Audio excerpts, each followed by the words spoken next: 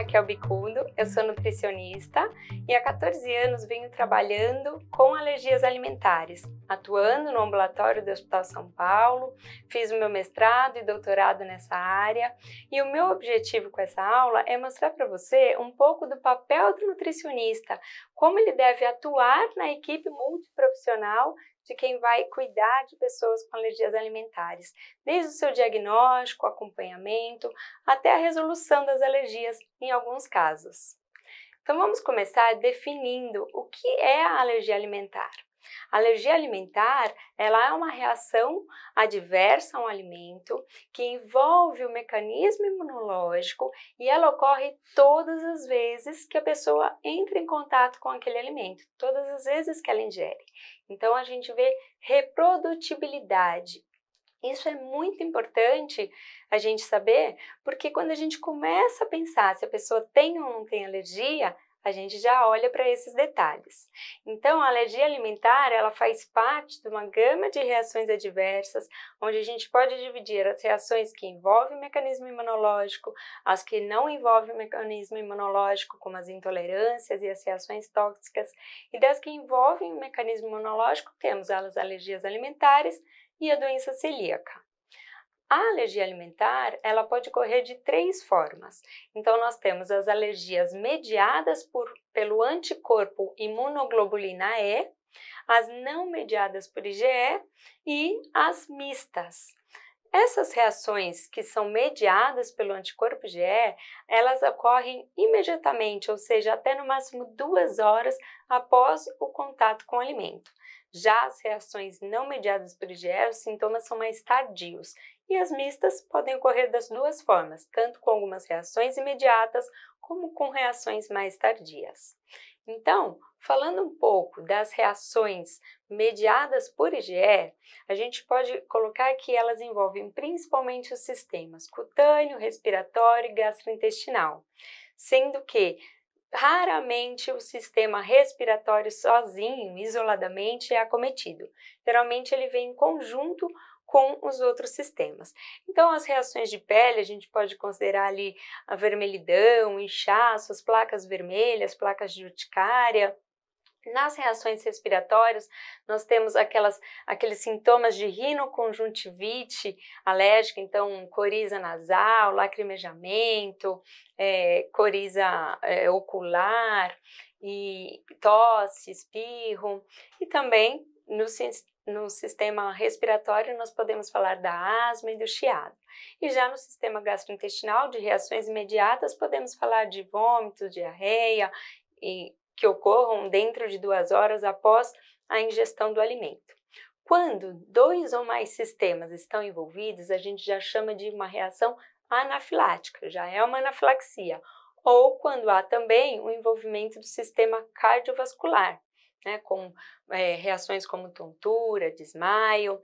Então, não é necessário a pessoa ter aquele edema de glote para a gente dizer que ela teve uma anafilaxia, tá? Essas reações, então, de alergia alimentar mediada por IgE, elas podem ser graves e levar à morte. Por isso é muito importante detectá-las. Das reações que não envolvem IgE, então as não mediadas por esse anticorpo, nós temos sintomas que envolvem principalmente o sistema gastrointestinal. A literatura fala de sintomas envolvendo o sistema cutâneo e respiratório também, mas o mais comum são os sintomas gastrointestinais. Então, nós podemos citar a síndrome da enterocolite induzida por proteína alimentar, que nós chamamos de FPAS, também a síndrome da proctocolite e da enteropatia. Em relação às alergias alimentares não IgE mediadas, as reações envolvem, como eu falei, principalmente o sistema gastrointestinal. Então, nós podemos citar sintomas como sangue nas fezes, diarreia, vômitos, distensão abdominal, cólica importante, irritabilidade, dores. Então, esses sintomas que eles podem ocorrer a menos de um dia após a ingestão do alimento ou às vezes até mais de 3 dias após a ingestão do alimento. E quando a pessoa não para de consumir aquele alimento que está causando aquela reação, essa reação ela pode se tornando mais crônica, podendo levar prejuízos nutricionais, como hipoalbuminemia, déficit de ganho de peso e de crescimento ou deficiência de ferro. Ainda em relação às manifestações clínicas não IgE-mediadas, chama atenção o FPAS, que é uma característica, um tipo de manifestação muito diferente, né, dentre as demais alergias alimentares, porque a característica principal do FPAS são os vômitos, que podem ocorrer cerca de 1 até 4 horas após a ingestão do alimento, mas sem o envolvimento de outros sintomas que envolvam o sistema cutâneo ou respiratório.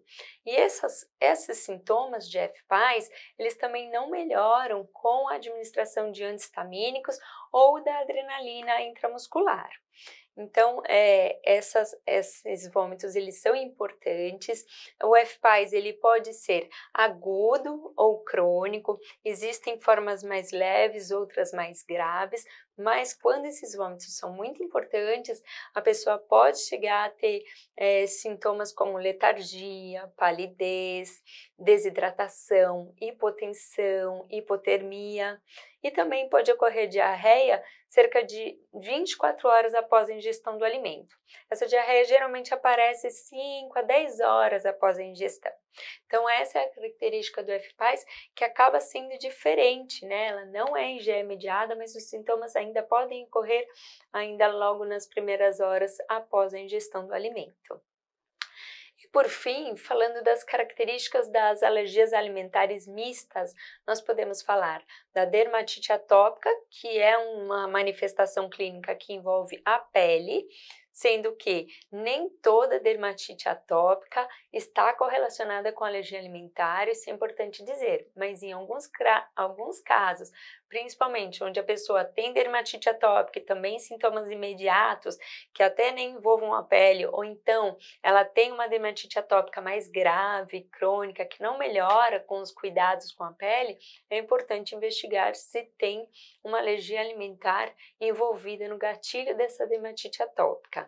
E ainda das alergias alimentares mistas, nós falamos também daquelas que envolvem o sistema gastrointestinal, então com a esofagite eosinofílica e outras doenças acometendo o trato gastrointestinal com infiltrado de eosinófilos, né? Então a gastrite e a gastroenterocolite eosinofílica.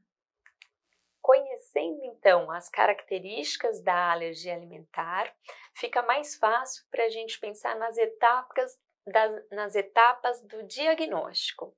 Então, o diagnóstico da alergia alimentar, ele é feito principalmente em 3 etapas. A primeira delas e mais importante é a história clínica.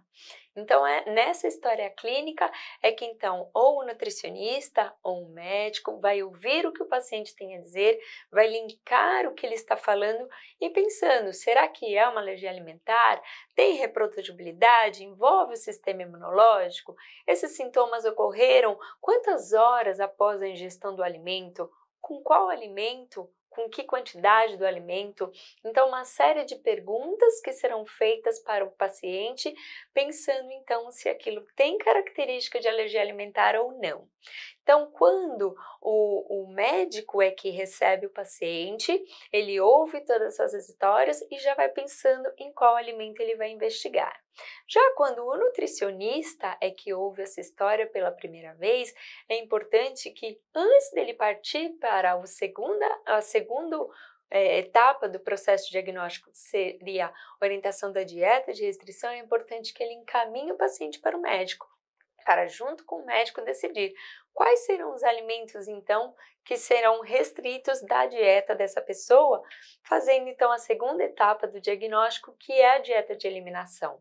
Durante essa etapa, a gente observa se há a melhora dos sintomas. Então, se a pessoa consumia o alérgeno, apresentava sintomas, quando retira, é esperado que melhore. Se ela retirou completamente aquele alimento e não houve melhora, provavelmente é porque não é alergia alimentar e outras causas devem ser investigadas para aqueles sintomas que a pessoa apresentou. Então, essa dieta de restrição é a segunda etapa. Geralmente, ela é seguida por 2 a 4 semanas. Em alguns casos, nos IgE mediados, pode ser um período menor, de 3 a 7 dias. Os não IgE mediados, pode ser que precisem de um tempo até maior dessa dieta de eliminação do alérgeno, né, ou do suspeito, do alimento suspeito, para que, então, observe-se melhor. Aí, a partir de quando a pessoa está melhor, é hora de reexpô-la ao alimento. Então, ela vai consumir novamente esse alimento, verificando-se então se há reprodutibilidade dos sintomas. Todas essas etapas, então, a história clínica, a dieta de restrição e a reexposição ao alérgeno, ela deve ser sempre orientada pelo médico. Isso é um alerta importante a ser feito, é o médico quem faz o diagnóstico das alergias alimentares, mas o nutricionista pode participar de cada uma dessas etapas. Pensando já na etapa final, que é o teste de provocação oral, o nutricionista, ele pode ajudar a definir qual será o alimento ofertado para a pessoa, de que forma, em que quantidade. Então, ele vai poder orientar.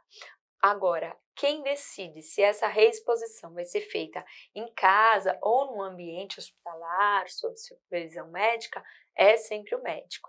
É muito importante que ele defina isso. Nunca o nutricionista deve atropelar e decidir orientar a pessoa a reintroduzir o alimento em casa, porque isso pode colocar a pessoa em risco de reações graves. Esse teste de provocação oral, ele pode ser feito de 3 formas, quando ele é feito ali sob supervisão médica. Uma delas é quando ele é feito aberto, então a pessoa come o alimento sabendo que está comendo e tudo bem, a gente só observa se vai ter um sintoma ou não, no caso o médico observa. Agora, se a pessoa tiver alguma história de sintomas subjetivos, aqueles que podem ser psicologicamente induzidos, aí pode haver a participação do nutricionista mascarando então esse alimento que vai ser testado.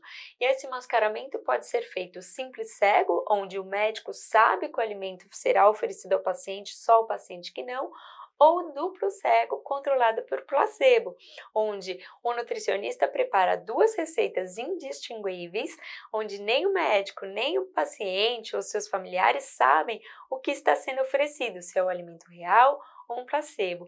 E isso afasta aquele viés tanto do observador, que pode pensar logo que a pessoa está tendo algum tipo de reação e medicá-la, às vezes, sem a necessidade. Então, é muito interessante verificar qual o tipo de reintrodução, se vai ser em casa, se vai ser o teste de provocação oral e de que forma isso será feito.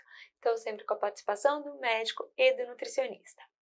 Agora, para os casos de alergias alimentares IgE mediada, nós podemos também contar com alguns exames subsidiários, que são a dosagem de IgE sérica específica para alimentos e o prick test, que é o teste cutâneo de hipersensibilidade imediata.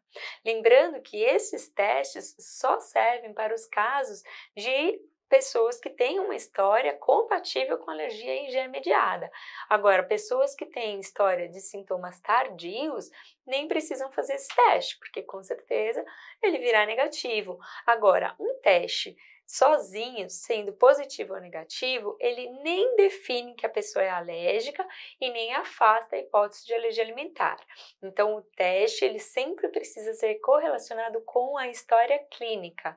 Isso é fundamental na hora de fazer o diagnóstico.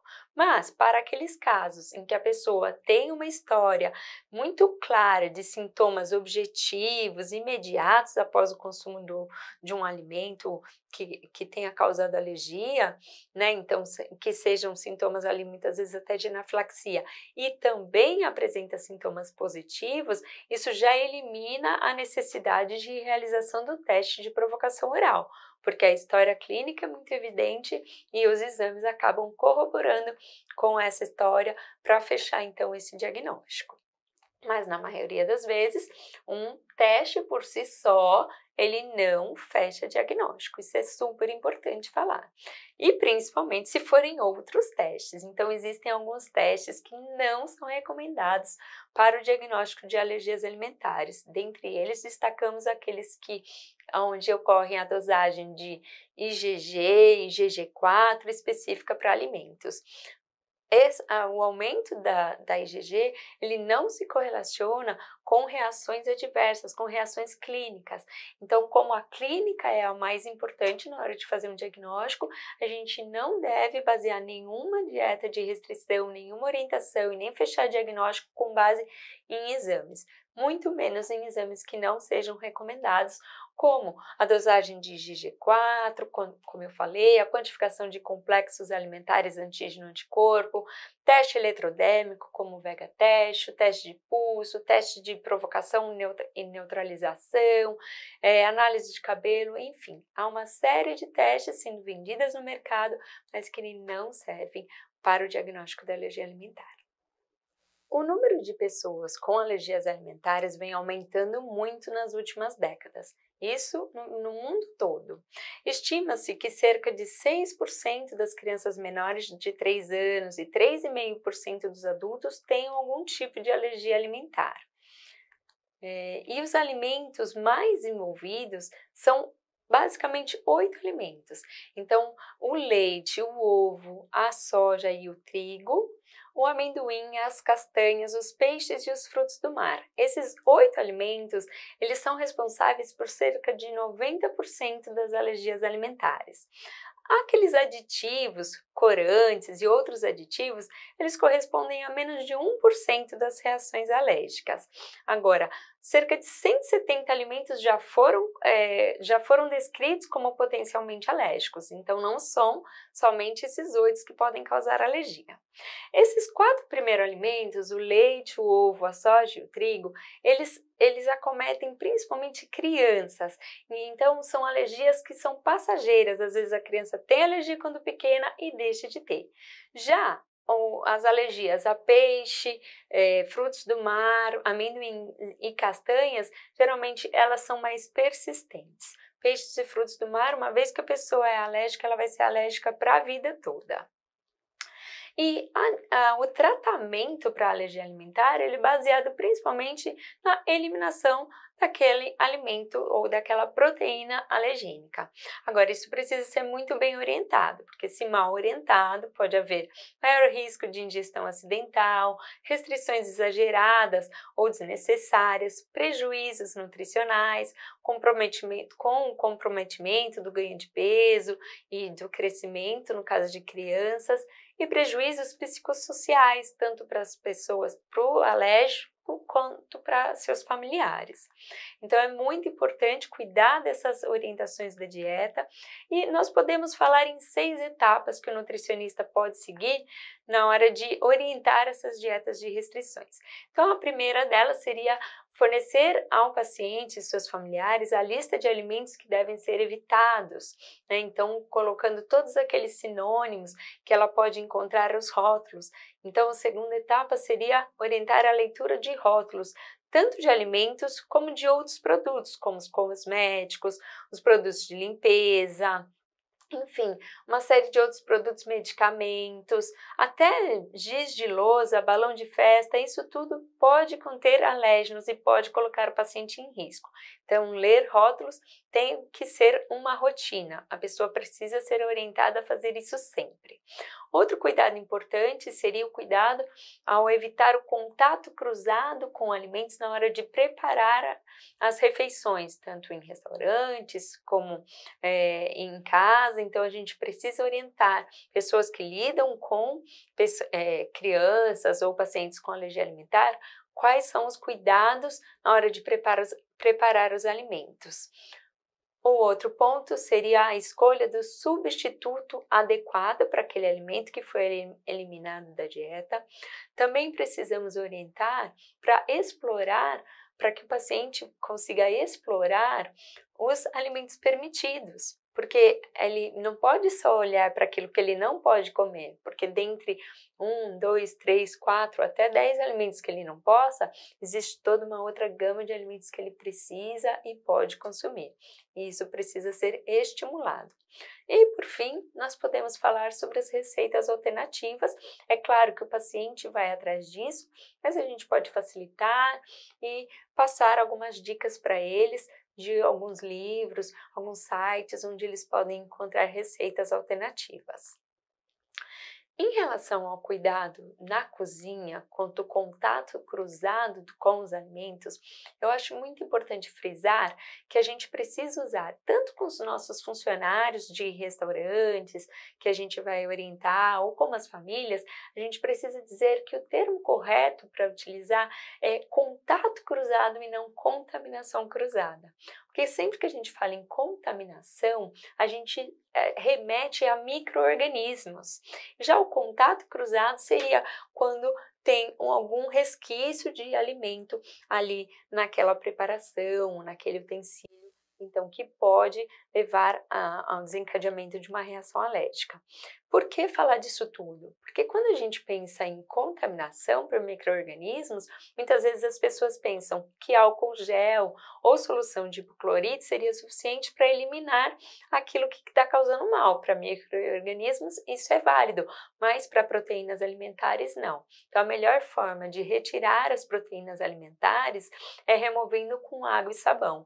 Por isso devemos orientar lavar as mãos, os utensílios, equipamentos e bancadas com água e sabão. Então, removendo todos os resquícios de proteína alimentar. Também podemos falar sobre manter os alimentos sempre bem tampados na geladeira ou na despensa, se possível até guardados de forma separada, sempre escolhendo as prateleiras superiores para colocar aqueles alimentos livres do alérgeno, evitando que alguma coisa caia sobre ele. Então, além de estar bem tampado, coloque por cima para que nada caia. Quando formos preparar vários alimentos de uma vez, para uma mesma refeição, podemos orientar a pessoa a preparar primeiro aqueles alimentos livres do alérgeno, e aí acabou o preparo, tampa, armazena, tira aquilo de perto, e aí então vai preparar um alimento que tenha o alérgeno em questão. Ainda no preparo dos alimentos, devemos preferir o uso de panelas e utensílios feitos com materiais lisos e de fácil higienização, como vidros e metais, evitando então aqueles utensílios de materiais porosos, como plástico e madeira. E quando não for possível, por exemplo, em espátulas de silicone, a gente pode separar um utensílio específico para o preparo dos alimentos livres do alérgeno em questão. Também podemos orientar a utilização de esponjas e panos de prato, panos de limpeza específicos para a utilização com os utensílios e equipamentos que serão usados para o preparo de alimentos livres do alérgeno. E quando a pessoa for comer fora, ela deve prestar muita atenção para não trocar pegadores, porque às vezes pega um pegador, com um pegador pega ali um queijo que está na salada e depois vai pegar a salada, aquela salada já tem um contato cruzado com aquele queijo. Então, muita atenção em relação a isso, cuidado também com chapas, cortadores de frios, liquidificadores e até mesmo óleo de fritura, que podem ser veículos para o contato cruzado. Falando agora do tratamento, vamos falar principalmente do tratamento da alergia ao leite de vaca, que é a alergia mais comum no Brasil e principalmente nas crianças pequenas. Então, para os lactentes, a primeira opção para o tratamento sempre vai ser o aleitamento materno. Manutenção do aleitamento materno é muito importante. Em alguns casos, a mãe pode ser orientada a fazer dieta de restrição do alérgeno envolvido, leite de vaca ou até outros alimentos, tá? Mas não todos os casos a mãe precisa fazer dieta de restrição. O médico vai definir isso de acordo com o tipo de sintoma que a pessoa apresenta, né? Que o bebê vem apresentando. Agora, para aquelas crianças que não podem receber aleitamento materno ou então que precisam de algum complemento, existem algumas opções. Então, para as crianças menores de 6 meses, nós temos as fórmulas à base de aminoácidos livres e as fórmulas extensamente hidrolisadas, sendo que as extensamente hidrolisadas, elas são toleradas em cerca de 90% dos casos. Já em alguns casos, que não toleram essas fórmulas, apenas as fórmulas de aminoácidos livres acabam sendo a solução, pois essas sim são realmente hipoalergênicas, incapazes de causar algum tipo de reação. E para as crianças maiores de 6 meses que não tenham sintomas gastrointestinais e que não sejam alérgicas à soja, existem também as fórmulas infantis à base de proteína isolada de soja. Aqui no Brasil, atualmente, há ainda uma opção que serve do 0 aos 3 anos de idade, que seriam as fórmulas à base de proteína hidrolisada de arroz. Essa fórmula, ela ainda não entrou no consenso de todos os países, ela ainda não há uma regra geral para seu uso, mas aqui no Brasil tem uma opção e está liberada para quem quiser também essa opção. Agora, é importante falar sobre aquilo que não serve para o tratamento da alergia ao leite de vaca. Então, fórmulas parcialmente hidrolisadas, fórmulas isentas de lactose, que sejam à base de leite de vaca, os leites de outros animais, como o leite de cabra e o leite A2, eles não servem para o tratamento da alergia ao leite de vaca. E para qualquer idade, né, para as pessoas mais velhas, quando já não são mais lactentes, então geralmente a partir de 2 anos de idade, outras opções existem no mercado além das fórmulas então. Então existem as bebidas vegetais enriquecidas com cálcio e também alimentos em pó que são preparados, vegetais enriquecidos com cálcio. Existem várias opções, então à base de arroz, de coco, de amêndoa, de aveia, de soja, enfim, várias opções.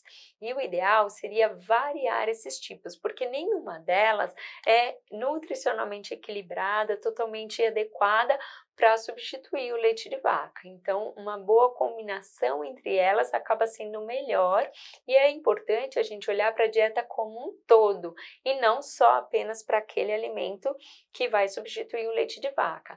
Lembrando que o leite de vaca ele é rico em uma série de nutrientes, como também a vitamina A, não só o cálcio, a vitamina D, mas tem a vitamina A, a vitamina B2, biotina, enfim. Então, cada nutriente precisa ser adquirido através da combinação de vários alimentos, tá? Então, não devemos apostar numa única bebida vegetal, isso acaba não sendo interessante.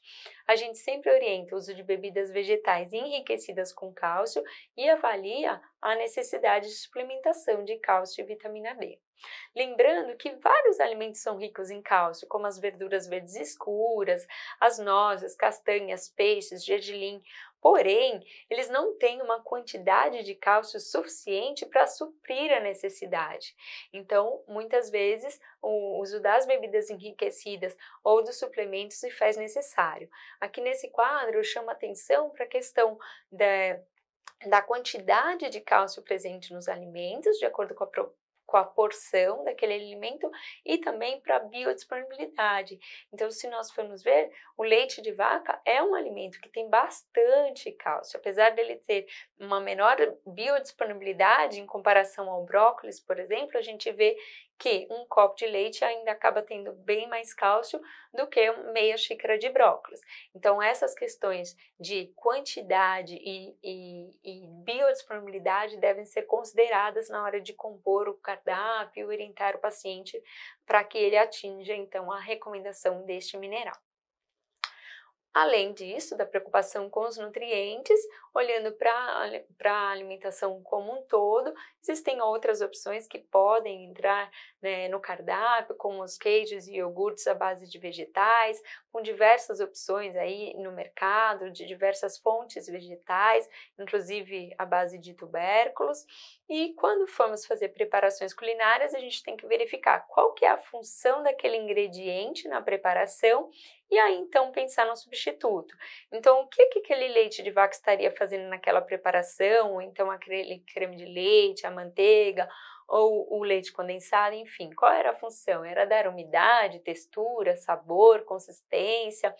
qual era a função dele. Pensando nisso, é que a gente vai pensar em como substituir em preparações. Aí já nem tanto se preocupando com as questões nutricionais, mas sim com as questões culinárias em si. Tudo isso deve ser considerado, então, no tratamento da alergia ao leite de vaca. Bom, todas as dietas de restrição de algum alimento, elas podem impor riscos nutricionais, principalmente no caso das alergias ao leite de vaca ou quando 2 ou mais alimentos são restritos da dieta, quando há outras doenças associadas, quando a pessoa mantém um processo inflamatório ou quando, no caso principalmente de crianças, a seletividade ou a dificuldade alimentar. Então, todos esses casos precisam ser acompanhados de perto, com atenção. Então, o nutricionista precisa estar sempre acompanhando o paciente que tem qualquer restrição alimentar, de qualquer grupo de alimento específico, principalmente. E, então, a gente vai acompanhar todo aquele ganho de peso da criança.